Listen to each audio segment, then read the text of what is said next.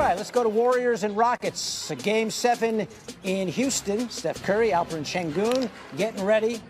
Rockets looking to become the 14th team to overcome a 3-1 series deficit.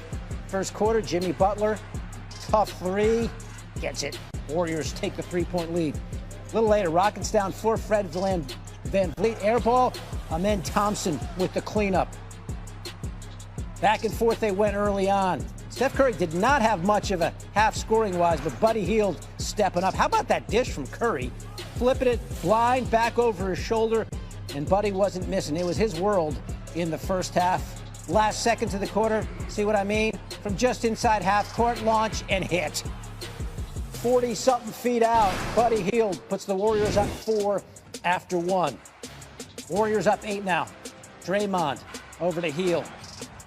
Hield hitting everything he sees. Steph not scoring in half one, but finding Hield. Nothing but net. Warriors open up a 14-point lead a little later. Butler to Hield. Up fake. Create a little space. Leave the fingers up. 6 threes in the half. Most in a first half in a Game 7 ever. Warriors up 14. And then Steph, who was scoreless to this point, finally scores in the last minute of the first half. Warriors up 12 at the break. Third quarter. Rockets trying to get back in this. Alperen Şengün to Amen Thompson. Rockets chipping away a little later. Şengün playing some bully ball. Can't get it to go, but what a flip in by Thompson. Rockets cut it to 7. Then Amen Jabari Smith Jr. out there outside. Got it.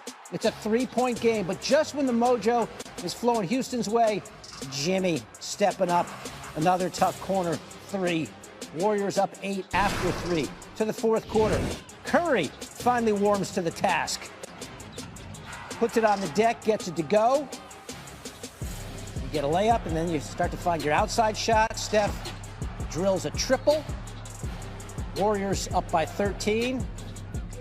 And then Draymond back to Buddy. Hield hits another one. Warriors up by 10. Next possession. Curry again. Not settling for outside shots. Puts it on the floor. Warriors up by 12. But you loosen them up that way. Step back 3. Yeah, Steph fully engaged now. Next possession. Curry to Hield. Corner 3. Buddy had 33 in this game. Steph, 22, 10 boards, 7 assists, and the Warriors knock off the Rockets on Houston's home floor by 14. And as you can see, it's not new for Steve Kerr. Now 3-0 in Game 7s away from home. It's the most road wins in Game 7 by any head coach in league history. The Warriors now face the Timberwolves in the second round, while the Rockets go home empty-handed despite being the 2 seed. All right, for more on this Game 7 win, Kendrick Perkins joins the show. And Perk, the Warriors, they really showed that championship DNA closing out this Game 7. What was the key for them in this game? Well, I'll tell you what, that was an impressive series all across the board. You talk about a brawl for it all. Well, when you look at Golden State and people think of Golden State, they think of offense because you had the greatest shooter that God has ever created. And you think about the Splash Brothers, but they forget about the other side of the basketball and them what they do on the defensive side of things, which helped them win championships. They lock down when they want to, especially Steph Curry. Tonight was one of those nights where I'll go back to the last championship against the Boston Celtics where in the NBA Finals, he was sliding his feet, doing all the little things when he was struggling to score in that first half. That's leadership. And then all of a sudden, there was a ripple effect. We saw Pajemski. He was getting in there, getting dirty. We know what Draymond and Jimmy are going to bring to the table. All of a sudden, Buddy Hield comes up with a block. So, again, the defensive side of things was huge tonight for the Golden State Warriors, holding the Rockets to 89 points. Yeah, for sure, the defensive side, but you mentioned a couple guys there, and Steph, who just had 3 at the half and finished with 22, and then Buddy going off in the first half. Perk, how big is that for this team moving forward? They've got the defense that you want right now, but offensively, when Buddy Hield is able to kind of pick up the pieces if Steph is having an off night. Well, it's going to be huge, especially going against Minnesota, because everybody was wondering who's going to be that third guy to step up, for a scoring wise, right? We thought it was going to be Jonathan Kuminga, but they need to sit him down for the rest of the playoffs because mentally he's not there. But Buddy Hield tonight, especially in that first half, was huge for them. But that's what leadership does, right? It rubs off on guys. And so we're watching a guy play with confidence. We're watching the coach believe in them. Steph trusts him. Draymond Green trusts him. And I thought when you get that production from those role players like a Buddy Hield, I thought bringing in Kevon Looney tonight was huge for Golden State. Big minutes from him. We know he has that championship pedigree. It's going to be huge for them going down the line. They're going to need that because Steph and Jimmy, they're going to draw so much attention. You're going to need somebody to step up and take that pressure off of those guys offensively. Definitely was Buddy Hield tonight with those 33 points. When you see him going down like that from the outside, everybody was looking confident out there. On the other side of the things, this Rockets team, they've got a great coach. They've got young talent. What do they need to look for moving forward? They need a closer. And I tried to defend Jalen Green. I mean, look, I think his future is bright. It just don't need to be with the Rockets, right? And they have a lot of attractive pieces. If I'm the Rockets, I got to address the issue of shooting and a closer. And I'm going after Kevin Durant. I'll package up Jalen Green, Cam Whitmore, and Jabari Smith and some draft picks and go out and get KD. Not Giannis, but Kevin Durant. And you pair him alongside Amon Thompson, Şengün with Fred VanVleet. You keep Big Steven Adams, and now you rocking with something. They just didn't have enough offensive firepower tonight, especially when the Warriors locked in on Fred VanVleet, who had been, giving them that work over the last 3 games. Finished with just 89 points in this Game 7 loss to the Warriors. They'll look ahead to next season. Warriors, as you mentioned, will look ahead to the Timberwolves on Tuesday. Perk, much more from him coming up on SportsCenter. In semifinals, Game 1, Donovan Mitchell and the Cavs hosting the Pacers. And as good as the Cavs were this season, they were 1-3 against the Pacers in the regular season. Darius Garland, you see him on the sidelines with a toe. The Pacers, they started off strong in this one. That was a great block there from Aaron Nesmith, and he's going to finish it off pretty nicely on the other end as well. Pulls up, nails the triple. Take another look at this one. So clean, all ball. Final seconds of the third. Pump fake 3 for Miles Turner. The Pacers up by 2, entering the fourth. So back and forth we go. 8 minutes left in the game. Cavs down 2. Mitchell drives inside, scoops it in off the glass. The game is tied at 1-1 apiece. A minute later, Pacers down by 1. Tyrese Halliburton working. Step back 3 is good. They take a 2-point lead. The next Pacers possession, Andrew Nembhard. The sidestep deep 3. He's up by 5. Then 5 minutes left. Same score. Donovan Mitchell trying to get him right back in it. High off the glass. He finished with 33. 8 straight game ones. He's had at least 30 points. Passes MJ for the longest streak in playoff history. Next Pacers possession. Nembhard, another 3. He had a team-high 23 points with 5 of 6 from beyond the arc. Off the miss there, 3 minutes to go. Cavs were trying to make something happen, but Pascal Siakam finishes with 17 and 8. The Pacers go up 8, and then Halliburton, give me a little bit more. Steps through. He had 22 and 13. The Pacers win 121-112. Here's Halliburton. They don't lose a ton, so they're going to respond. And so we got to be prepared for that going into Game 2.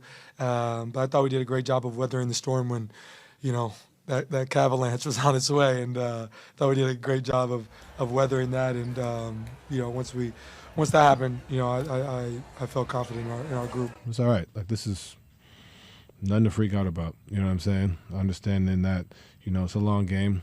They made a lot. They made some shots, and like I said, you got to come in and give them credit to make shots on the road. Game 1 set that tone. That's credit to them. But never hang in your head. Don't trip. That's pretty much been the message the whole time, and understanding that hey, we found some things that we can better at, and we'll be better. Speaking of those things they could be better at, take a look at this. The game was settled beyond the 3-point line. Both teams, they took nearly 40 shots from beyond the arc, but it was much different results. The Pacers, they made 19, their second most in a playoff game in franchise history, while the Cavs made just 9, their fewest in any game this season. Let's break it down with Kendrick. Hey, Perk, this shouldn't come as much of a shock. I mean, the Pacers beat the Cavs 3 out of 4 in the regular season. They were one of the best teams in the NBA the last 4 months of the season. So I guess the question now is, What do the Cavs need to do to beat the Pacers? Well, one, they gotta trust themselves. And Kenny Atkinson was brought over, was hired because he said one thing in that meeting that caught the front office attention, that he was gonna unlock a different version of Evan Mobley. Well, this is the series to do it. Evan Mobley is the X factor. He played some good basketball on both ends of the floor tonight, but 13 shot attempts, especially with no Darius Garland, this is not the series for Ty Jerome. This is the series for Evan Mobley. This is the series for them to go small, create mismatches, get him on the low block, and damn sure this is not the series for Okoro. He couldn't hit the bull in the ass with an ironing board tonight. I got tired of watching him shoot three-point shots from the corner. Damn it, I started ducking in the house. I thought one of them was going to hit me in the head. Listen, if they're trying to win this series and take this Pacer team seriously, it's going to have to go through Evan Mobley. He is the X factor. Mr. Okoro got the worst of that segment. Game 2, Tuesday in Cleveland, a game which all of a sudden takes on added urgency for the top seed in the East. Perk sharing some insight as the NBA postseason rolls on. Let's talk some more NBA postseason. The Warriors, they beat the Rockets in Game 7, 103-89, 4 of the 5 lowest scoring games, and the Rockets were against the Warriors. Rockets head coach Ime Udoka addressing the media now. It's new on SportsCenter.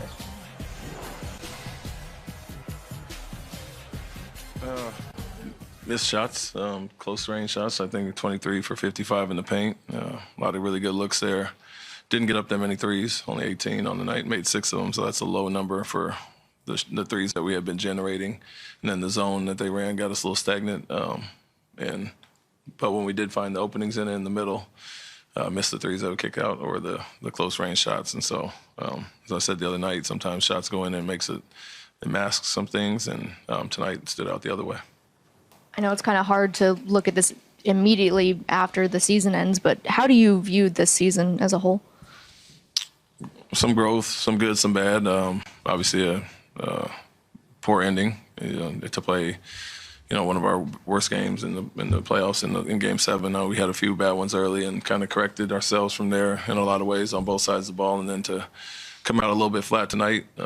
Obviously that's going to leave a sour taste in our mouth for sure, but you look at big picture, the growth that we made, we just said no moral victories and whatever. We could be much more consistent, but getting to the 2 seed and 50 whatever wins and the growth the guys have showed, kind of have a blueprint for where we want to be and the standard on a year-to-year basis. But all that doesn't really matter when you go out with a chance to move on, obviously, and advance. And like I said, kind of laying an egg in our last game. It's going to sting for a minute. All right, we've heard from the Rockets head coach. Let's hear from the Warriors. That's new on SportsCenter. First of all, I want to congratulate Houston. What a series that was. They had a great season. A lot of good things ahead for that team. Ime did an amazing job. Really the whole rebuild over the last couple of years has been so impressive. And we were lucky to get out of this series. But much respect to the Rockets and their staff and their organization. They have a great team and they had a great season. Couldn't be more proud of our guys. That was an incredibly impressive display of resolve, discipline. The defense was fantastic. The ball security, kind of game plan discipline, followed to a T, and then multiple guys stepping up. Buddy Hield, I don't know what to say. I mean, that was really incredible watching him light it up in that first half especially, and then down the stretch as well. But